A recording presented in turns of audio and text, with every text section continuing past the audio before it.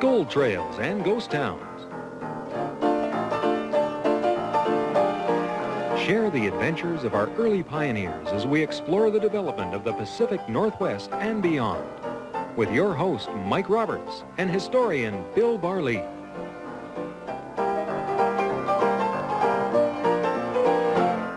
Welcome to Gold Trails and Ghost Towns. Mike Roberts with Bill Barlee, and we're talking about, of course, the riches of mining in British Columbia. Today, I thought we'd done the best silver mine in the world already, but you think this one is better, is the best?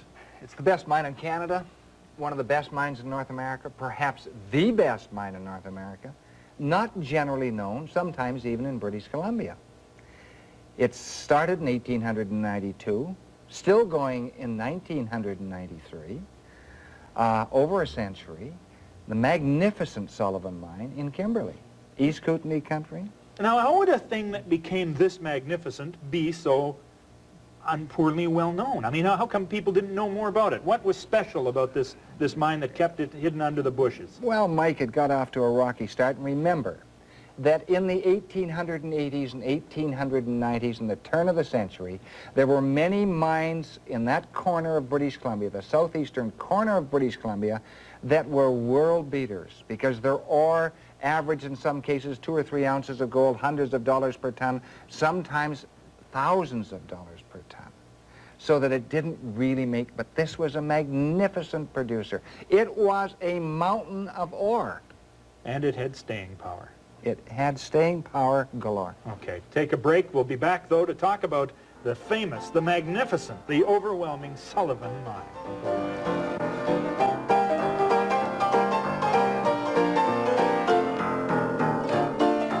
Gold Trails and Ghost Towns, Mike Roberts and Bill Barlee, and we're talking about the Sullivan mine today. And as you indicated in the opening, maybe one of the reasons this never sort of became a real prominent, at least a much discussed mine, is that there were so many others around it doing so well.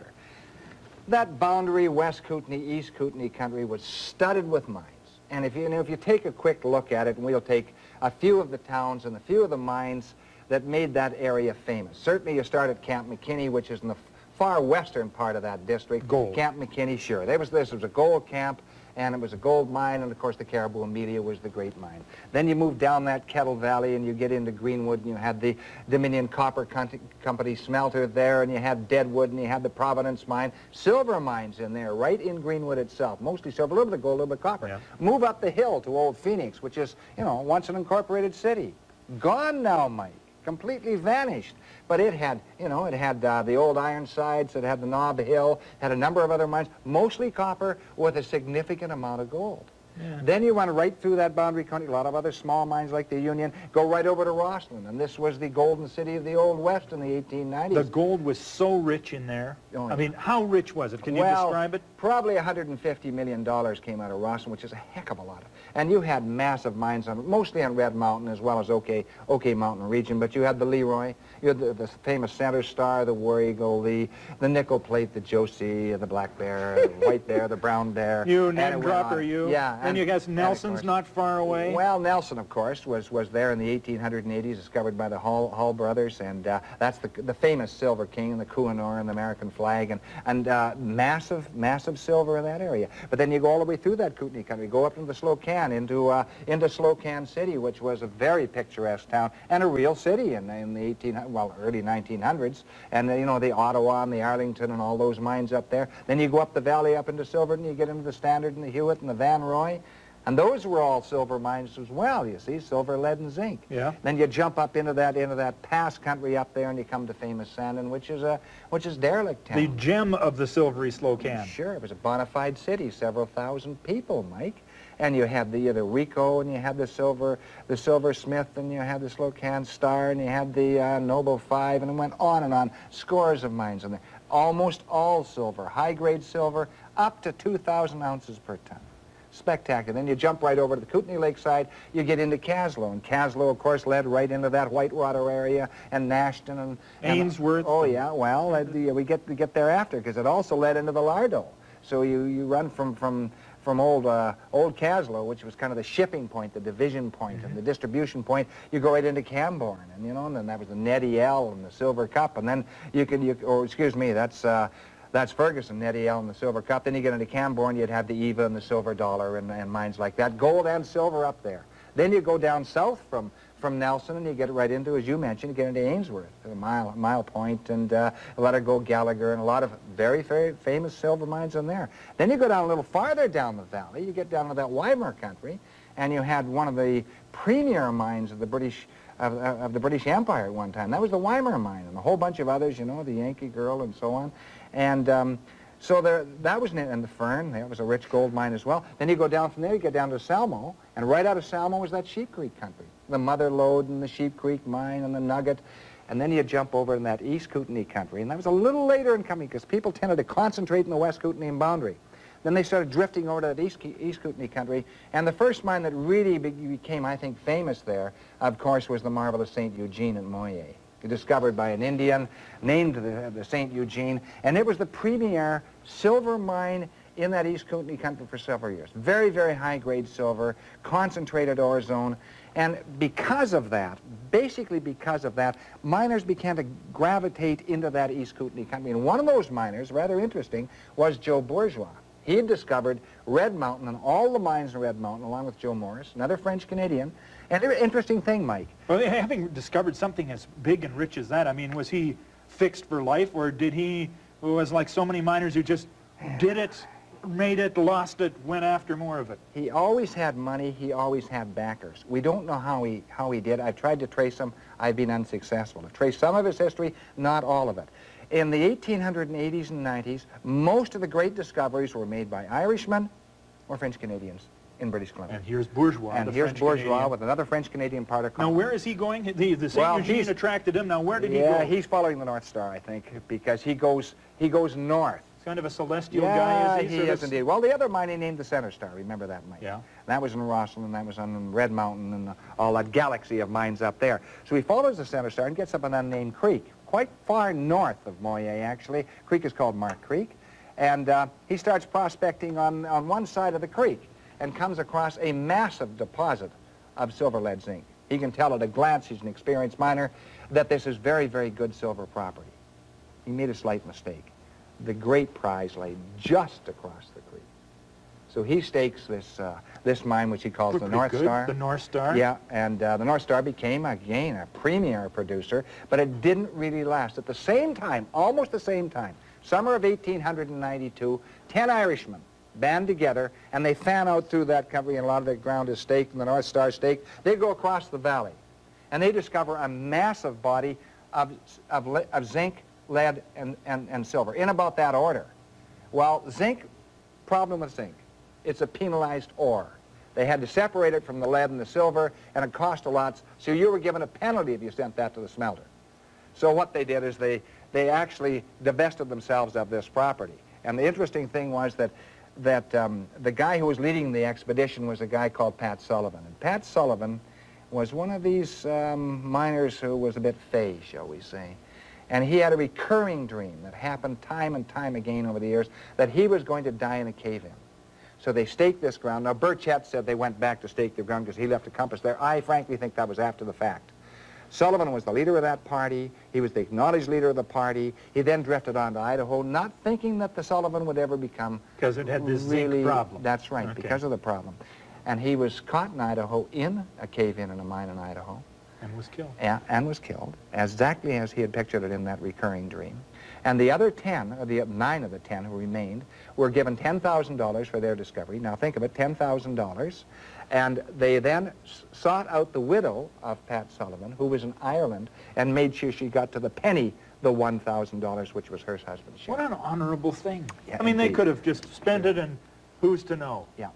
But they followed and paid her off. That's right. Well, that's wonderful. So who was the person who, despite the zinc penalty, picked up this wonderful load? Federated Mining and Smelting Company, a United States firm, actually picked it up, or federal, and they picked up the mine, and they had a lot of trouble with the zinc again. And so they sent it to 2 smelters. One smelter, Hall Mine Smelter in Nelson. Hall Mine Smelter. Yeah, okay. that was because of the Silver King. And the other smelter was the Consolidated Mining and Smelting Company smelter in Trail, BC. Now, these two smelters were built to handle primarily all the stuff that was coming out of Greenwood and Phoenix and Rossland and sure, all of that. Sure. But they were also, they handled that zinc ore and that lead ore and that silver ore coming out of the Slocan as well, and out of the Lardo. So they had some knowledge, and there was considerable rivalry. That's giving it a very, very soft connotation between the two camps. And Hall and Consolidated. Oh, you bet. And according to the story, the Consolidated solved the puzzle around 1910. Now, that will be disputed by a number of scholars who say it was not the Consolidated Mining and Smelting Company, who said it was Hall Mines. And there was a... And now, do you say maybe it was Hall Mines, but somehow Consolidated got it, or are you not going to go that far? I'm not saying that it was industrial espionage, but I'm saying that there is some... Loose lips sink ships. There is some indication that perhaps something happened in that area. Okay. We will kind of just... We will concentrate on that and elaborate on that at some future time. Anyway, they solved it. They immediately... They had an option on the mine. Consolidated solved it. Yeah, they had an option on the mine. They might buy it from the American company, and they now are able to resolve, you know, separating the zinc from the lead and the silver. And once they can do that, you've got three metals that you can sell and no penalty anymore. Oh, yeah, no penalty at all. And what happens, of course, is they start diamond drilling into this mountain.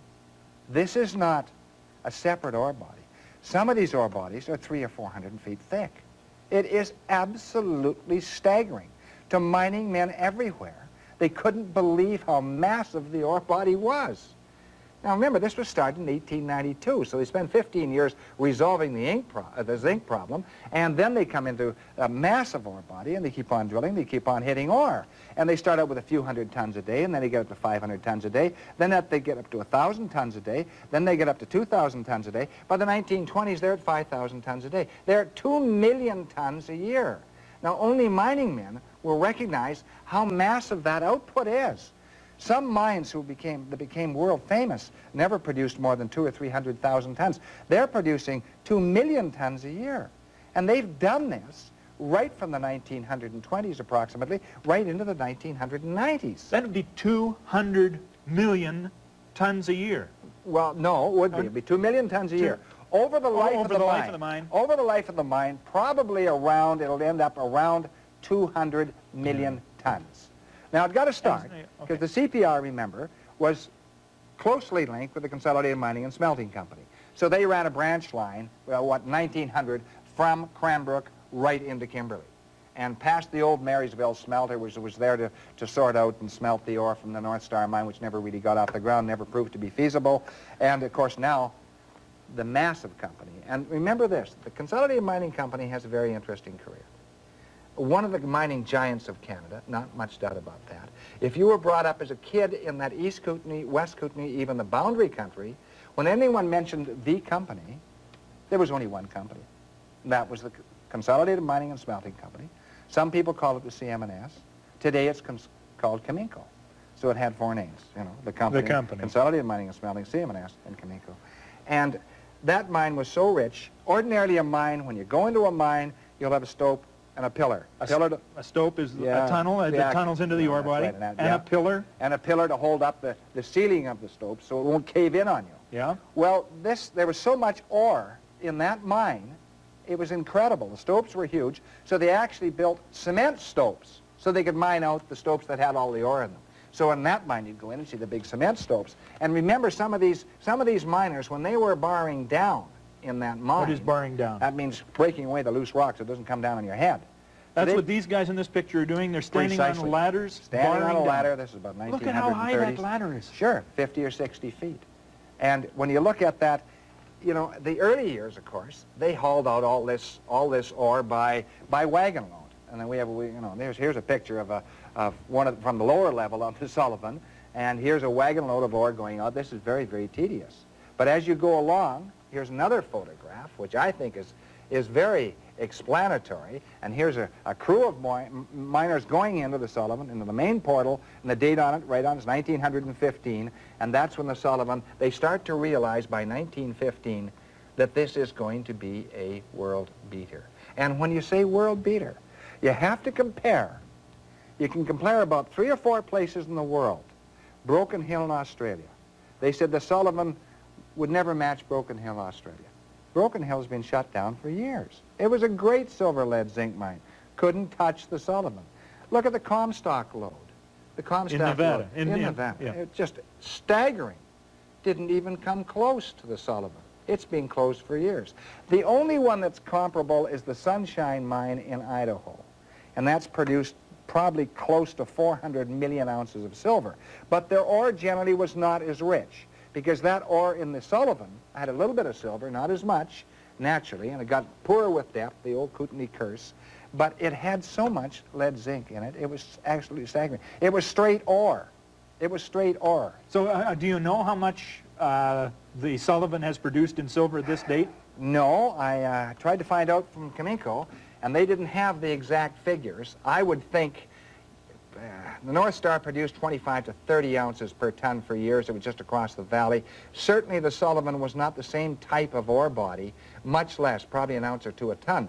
But if you take a look at, if it produces 200 million tons and an ounce or two a ton, I'm guessing here, it would be between 200 and 400 million ounces just in silver alone. Of course, the massive profit came from lead and zinc. And the interesting part of Kimberly, and Kimberly was the camp nearby, it started out as a very, very small camp. And here we have a photograph of Kimberly in the beginning. Underwhelming.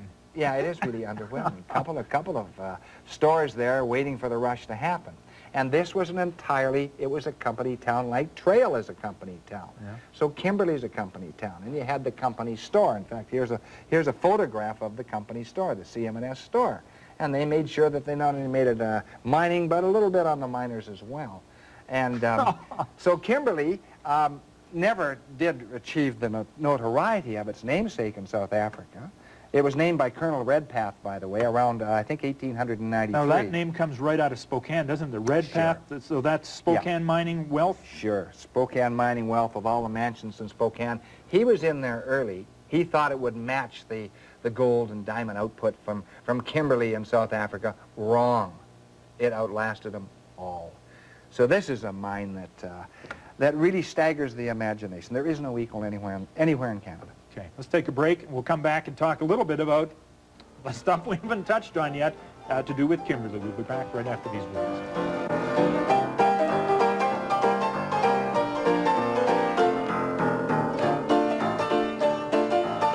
I'm holding a piece of silver lead zinc ore from the Kimberly mine, and this piece, now see if we can get the size of this. The tunnel into which they mined to get this was all ore. All ore. Everything, and you said that some of these veins were 300 feet thick. 300 feet thick. I mean, it was just staggering. There are hundreds and hundreds and hundreds, probably thousands of miles and tunnels in that area. And it's all ore. They didn't have to put it through on dead the Sullivan sign, it's virtually all ore. There would be exceptions. But, you know, they thought the Sullivan was going to last till the 1940s. Then they thought it was going to last till the 1950s. Then the 1960s. Then the 1970s. Then the 1980s. It's the 1990s, and it's still going. And there's an old saying in the Kootenai country, Mike, especially which really adapted to the CM&S, when in doubt, fall back in the Sullivan. And that's a fact. And they did, and they did. Well, sure they did. Decade after decade. Yeah. And here it is. The concept that there is a hole in this mine that's the size of a 30-story building boggles the mind. Oh, yeah, sure it does. Sure it does. And, you know, what amazes me is when we're talking now, and there are people whose great-great-great-grandfathers worked in that mine, and they're watching this program. The mine is still going on. That's staggering. And, you know, what it really means is that this country is a fascinating prospector's dream. I don't care whether you're... Think there's another vein like this hanging around that they just haven't stumbled on? Yeah, that has been the dream of many a prospector, many a lode prospector in this area. But certainly, as far as a placer man is concerned, you know, if you want to take a look around for some interesting ground, I would head not down to Wild Horse, which is very close by, Wild Horse Creek, discovered in 1864. I would head into Perry Creek. And Perry Creek is fascinating for several reasons. There is gold on bedrock in Perry Creek. The bedrock is deep down, and the Jordans found that out, and other people who tried to plumb the depths of Perry Creek. Quicksand down there, and 7 runs of gold. The gold disappears at about Sawmill Creek. The Montezuma Tunnel that comes into Perry Creek, and I know it well, carried interesting gold values. And where the gold came in, They haven't been able to trace it. Now, the other interesting thing about that, Mike, is this, is that somewhere between Perry Creek and northward, towards Kimberly, there is a recurring rumor and a tale of a lost high placer gold area in there. And I've talked to several miners who have indefinite, and I do mean indefinite, details of it. But it's intriguing enough that, and there is high gravel up there, and there's alluvial gravel or wash gravel in the upper reaches of that area. So I would think that if I were young and if I were 25 or 35 years old or something, I would kind of wander through that country and dry pan in that area. But I would hazard a guess that Consolidated Mining and Smelting and those people have it all tied up. I mean, do we go to the local mines office and say, where are the claims staked and where's the dead ground? Now, the Consolidated Mining and Smelting generally will not touch placer ground. They've been burned too often. They were burned in that Caribou country. They were burned in the Atlan country. They didn't make any money in placer ground. Stay in lead. Placer ground is an imperfect science. When you've got a mountain like the Sullivan, you can fall back on that. You can't always fall back in placer ground. Yeah. Now, Kimberly, now you said something at the beginning of the program, and surprisingly, we haven't talked much about the town. It's sort of I mean, right now it's a ski town. It's in those beautiful Rockies and that high mountain, the Purcells. And was this... Maybe we never got struck with the romance of it because it was such a company town. I mean, it was under the thumb, it was under the control of one group. Yeah, certainly. The Consolidated Mining and Smelting Company controlled the destiny of the town. And the town itself is still a fascinating town. Of course, I have kind of predisposition to like mining towns. I've been brought up in a number of mining towns. And I think that the mine is winding down, not much doubt about it, Mike. And the Sullivan will come to an end, but what a magnificent story. Yeah. We're also observing, as you described all of these towns, all of these camps that arose for silver, copper, gold. I mean, there they are, and they're on the Canadian side of the 49th parallel. You don't have to go far south to find nothing. I mean, we really lucked out in this regard. Yeah, we did, except for that panhandle of Idaho where you get that area around Wallace and in there. We would have given them Roberts Bank or Point Roberts in exchange for that panhandle, wouldn't we? Yeah, for sure. For sure. And, of course, around Republic as well. But generally speaking, I mean, look at Phoenix. Phoenix is a few hundred yards north of the 49th parallel. Not the only one either. So we usually specialize in ghost towns in this program, but today, no ghost town, still a flourishing mining community right now. Yeah, sure. It won't go the way of Camborne or Ferguson or Sandon or Camp McKinney or Phoenix. Those towns are long gone, different era, different times. And I think that Kimberly has a story that we probably should have got to sooner than we did, Mike, but I'm glad we finally got it on the... Well, probably the whole story of the Sullivan mine has not been told. We've been using the mining records over the years, but a fascinating story. Join us next time for Gold Trails and Ghost Towns. Bye-bye.